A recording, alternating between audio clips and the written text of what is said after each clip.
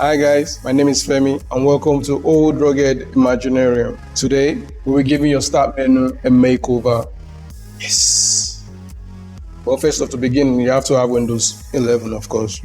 Anyways, as you can see, my start menu is chef kiss. So organized and tidy. If you want to achieve this look, it's pretty simple. I'm not sure if it's a new feature, but it's been in Windows for a while, I think. But it's quite nifty now and I like it. So all you have to do is just click and drag over an existing one until you get this style in the background.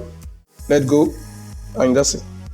You can click on it to rename. So name it recording tools, because these are the tools I use to record.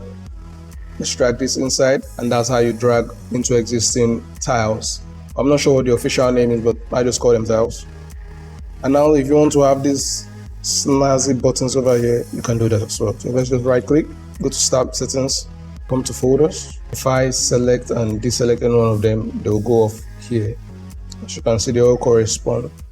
This is document, downloads, music. So let's just turn downloads and documents off.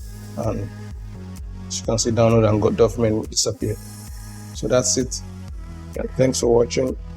See you guys soon. Bye.